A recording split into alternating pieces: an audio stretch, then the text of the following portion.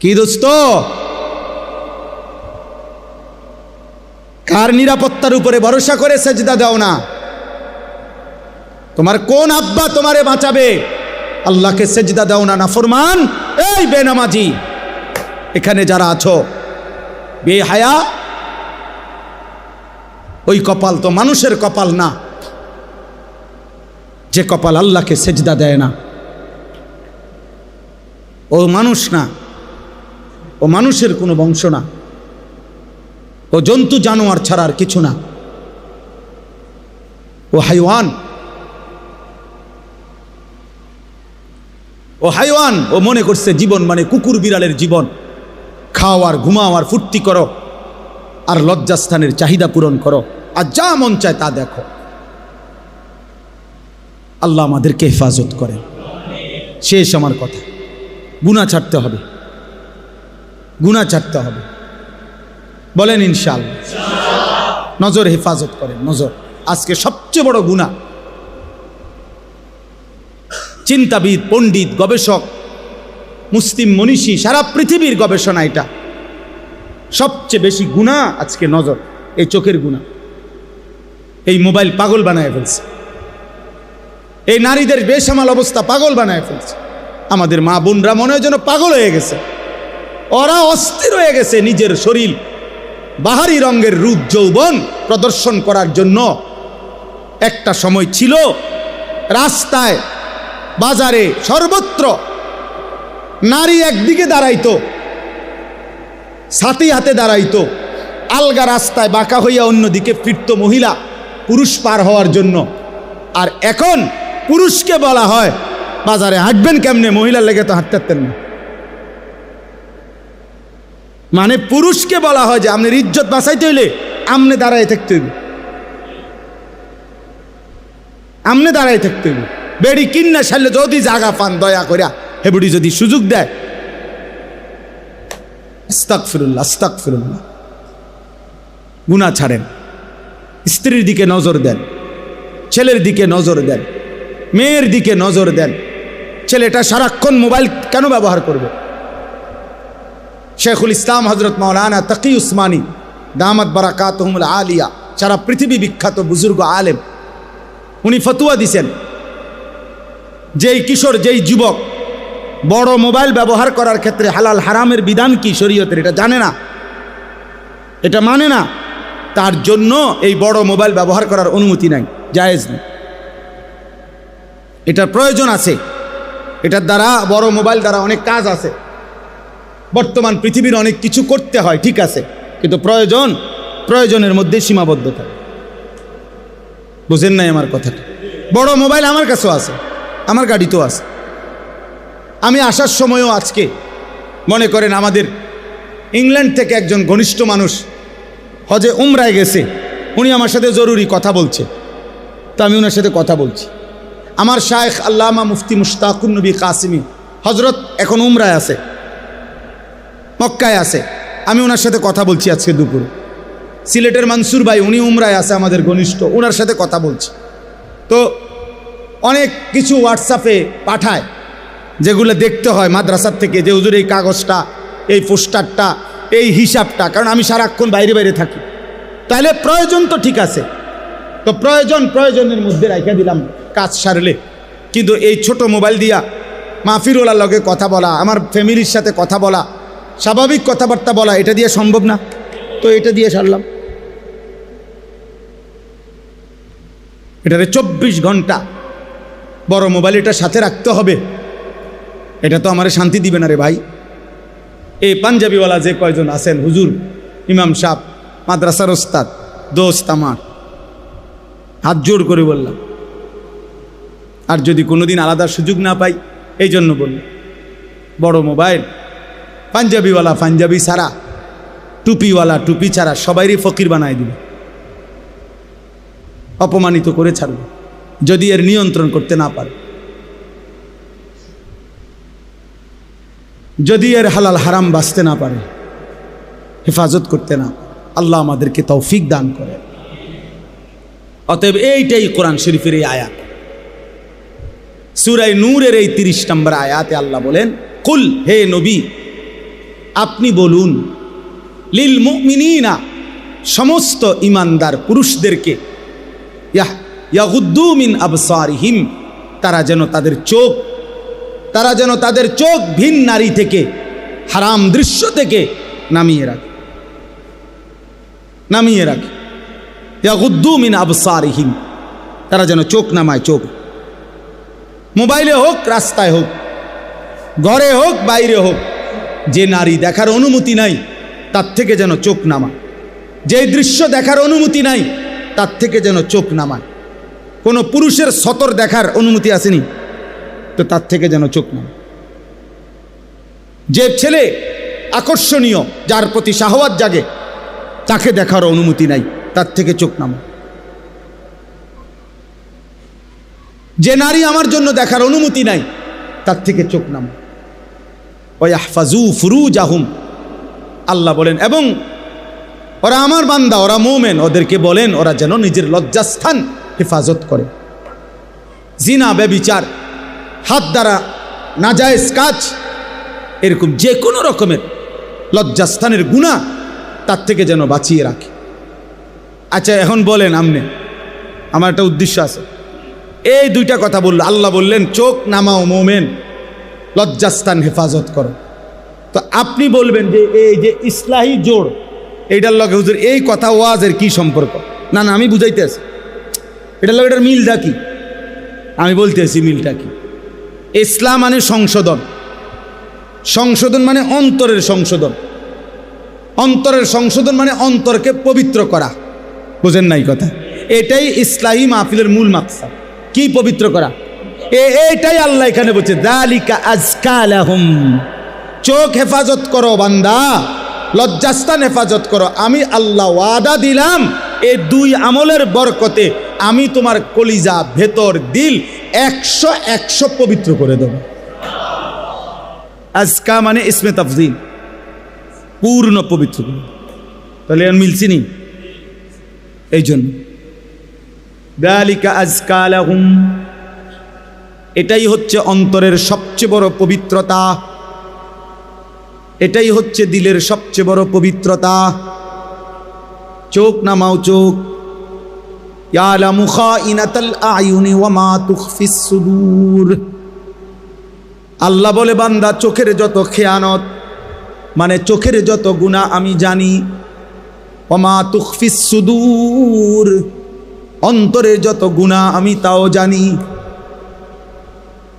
আল্লাহ বলেন ইন্নাস সামা ওয়াল বাসারা ওয়াল ফুআদা কুল্লু উলাইকা কানা আনহু মাসউলা, নিশ্চয়ই কান, চোখ এবং অন্তর তিনটাই কিয়ামতের দিন জিজ্ঞাসিত হবে। আমি আল্লাহর পক্ষ থেকে জিজ্ঞেস করা হবে, কান তুমি কি শুনেছ, চোখ তুমি কি দেখেছ, অন্তর তুমি কি ভেবেছ। অতএব চোখ নামাও বন্ধু, চোখের হেফাজত করো বন্ধু। আল্লাহর নবী বলেন, ইয়া আলী, হে আমার প্রিয় সাহাবী আলী, লা তুতবিইন নাযরাতান নাযরা, তোমার যদি ভিন কোনো নারীর দিকে হঠাৎ করে একবার নজর পড়ে যায়, সাথে সাথে চোখ নামাও, দ্বিতীয়বার এই চোখের উপরে আবার দেখো না। ফা ইন্না লাকাল উলা, হঠাৎ পড়ে যাওয়া চোখের দৃষ্টি প্রথমবার মাফ, ওয়ালাইসাত লাকাল আখিরা, কিন্তু দ্বিতীয়বার মাফ নাই।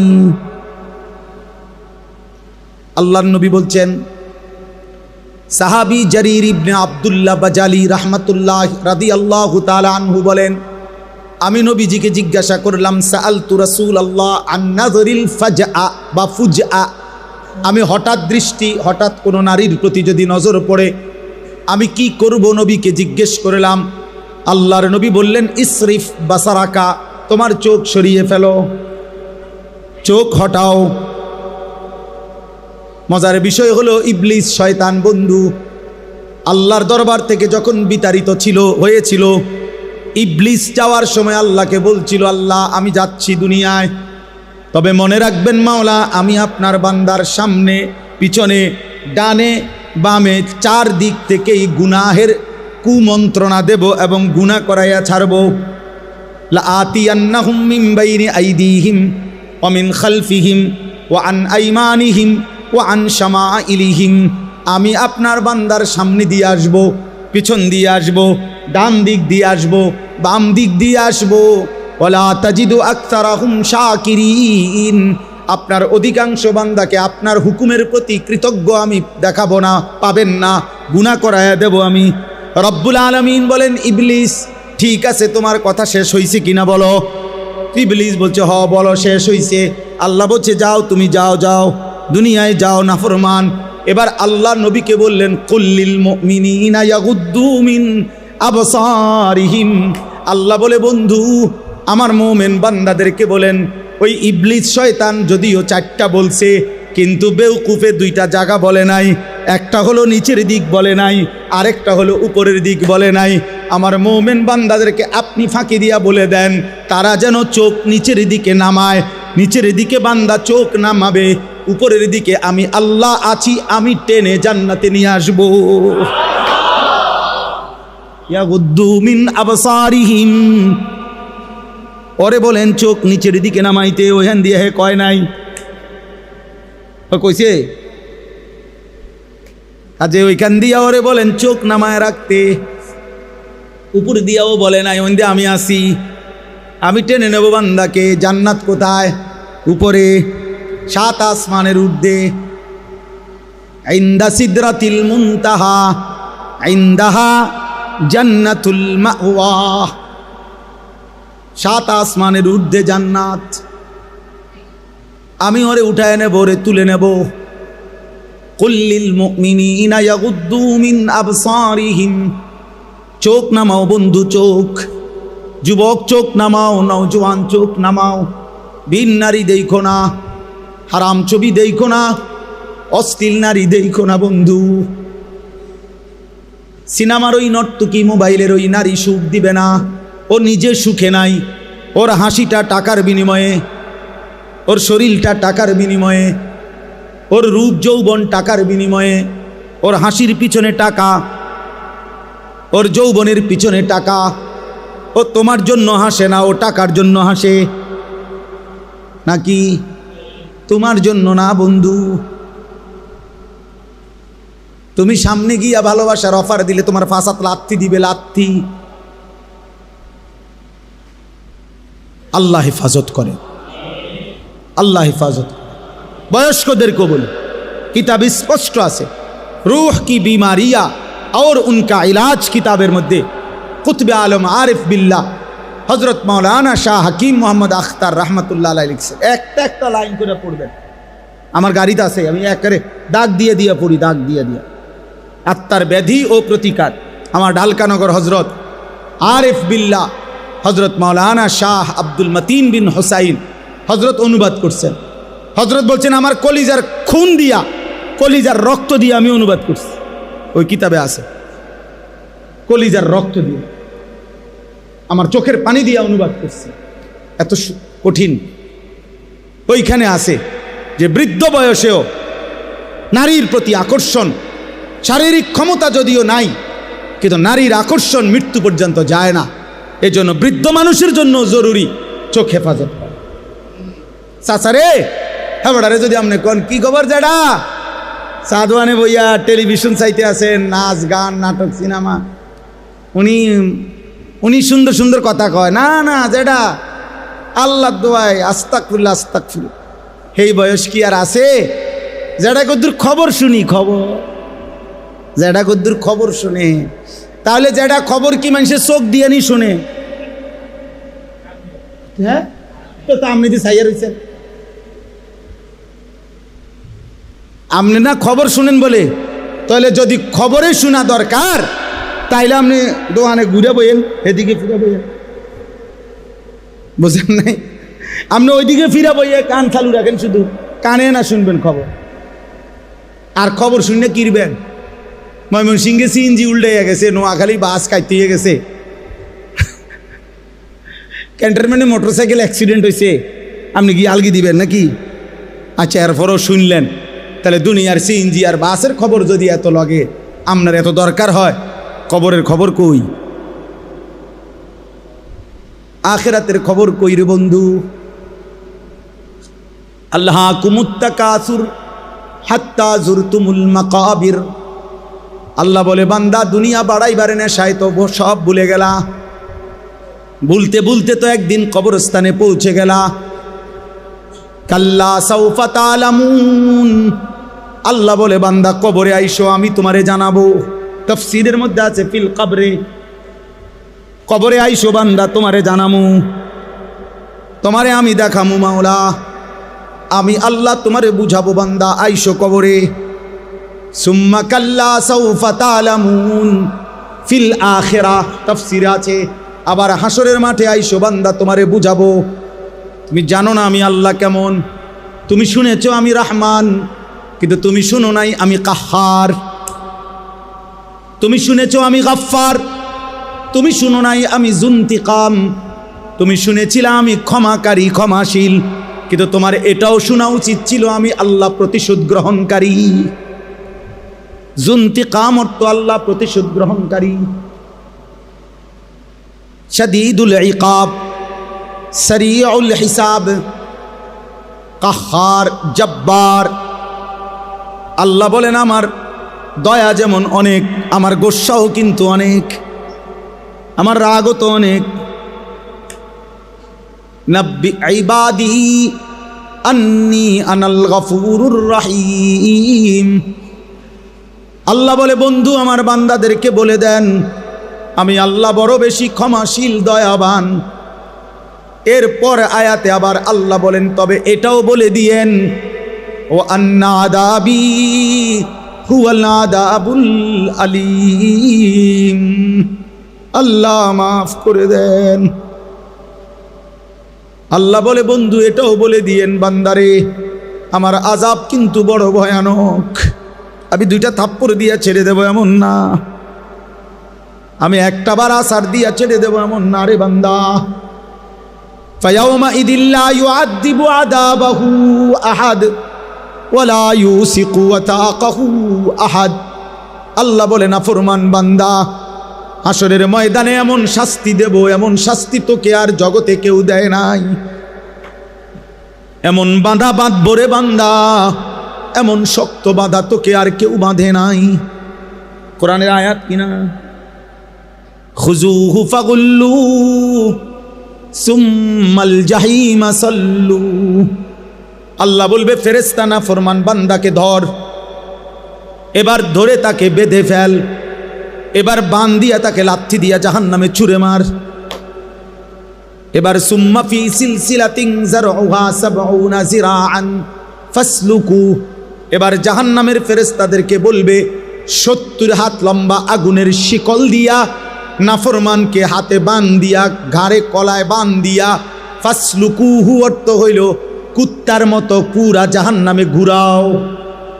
আল্লাহর কসম রব্বে কাবার কসম বন্ধু মৌলানা সাহেব আছে আপনি জিগায়েন। ফাসলুকুহু অর্থ হলো তারে ঘুরাও, তারে ঘুরাও।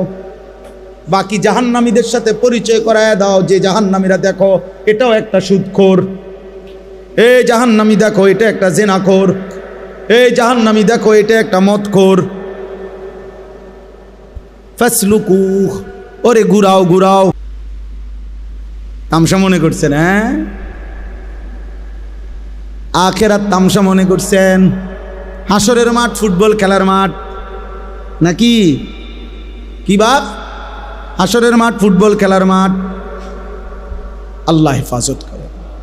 শেষ কথা, অতএব দয়া করে আমি অনুরোধ করলাম ভাইয়া একটা একটা গুনাহ ছেড়ে দেন।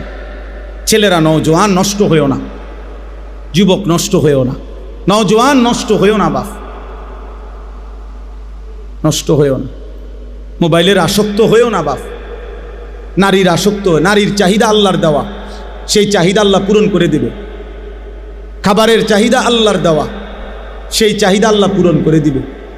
পানির চাহিদা আল্লাহর দেওয়া, সেই চাহিদা আল্লাহ পূরণ করে দেবে। লজ্জাস্থানের চাহিদা আল্লাহর দেওয়া, সেটাও আল্লাহ হালালভাবে পূরণ করে দিবে। এই পৃথিবীর পেছনে স্বামী স্ত্রীর মিলনের মাধ্যমে, হালাল বিবাহের মাধ্যমে আল্লাহ যেহেতু কোটি কোটি বান্দার এই চাহিদা পূরণ করেছে, তোমারটাও পূরণ হবে। তুমি অপেক্ষা করো, একটু সবর করো, নষ্ট হয়েও না। মোবাইলের এই ছবি দেখে দেখে হাজার হাজার যুবক, শত শত যুবক অচল, পুরুষত্বহীন, শরীরের সক্ষমতাহীন। আমি জানি, আমার জিন্দিগির কাজ এটা। আমার সাথে শত শত ছেলের সাথে এ হোয়াটসঅ্যাপে সংযুক্ত আছে, আমার সাথে শত শত ছেলে, যাগো কথা আমি শুনি। আমার আলাদা দায়িত্বপ্রাপ্ত ছাত্র আছে, শিক্ষক আছে, যারা ছেলেদের সাথে সারা দেশের কথা বলে। আমার কাফেলা আছে, আমি কাজ করি তো এটা নিয়ে আলহামদুলিল্লাহ। গত মাসেও আমরা আমাদের মাদ্রাসায় আগস্ট মাসের 5, 6, 7 গত মাসে প্রায় 350 ছেলে স্কুল কলেজ ইউনিভার্সিটির 3 দিন আমার মাদ্রাসায় রাইখা অজু, নামাজ, সূরা, কেরাত, দোয়া, কালাম 10 ঘন্টা প্রতিদিন, 6 ঘন্টা প্রশিক্ষণ, 4 ঘন্টা নসিহত, এইভাবে মোট 3 দিন টানা আমাদের মাদ্রাসায় রাইখা পড়াইছে, শেখাইছে। সব স্কুল কলেজে 30 বছরের নিচে আলহামদুলিল্লাহ। বাংলাদেশের প্রায় 29টি জেলা থেকে ছেলেরা আসছে। এই আমার ক্যান্টনমেন্ট ময়নামতি আলহামদুলিল্লাহ। আবার আগামী নভেম্বর মাসের 6, 7, 8 আল্লাহ যদি কবুল করে আবার এটা বিজ্ঞাপন দেব, অ্যাড দেব, অনলাইনেও দেব ইনশাআল্লাহ, আবার হবে ইনশাআল্লাহ। আমার একটা বড় স্বপ্ন, বড় আশা, আমি কিশোর যুবক ছেলেরা, মুসলমানের সর্বস্তরের মুসলমান, জওয়ান, বুড়া, শিক্ষিত, অশিক্ষিত, দিনমজুর, ঠেলাওয়ালা, কুলিওয়ালা, সবার জন্য একটা মাদ্রাসা করতে চাই। একটা মাদ্রাসা তো আছেই আমার আলহামদুলিল্লাহ। ওইখানে বাচ্চাদের, ওইখানে প্রায় 500 ছাত্র আছে এখন আলহামদুলিল্লাহ, 34 জন শিক্ষক কর্মচারী আছে। এখানে আরেকটা মাদ্রাসা করতে চাই সব মুসলমানের জন্য।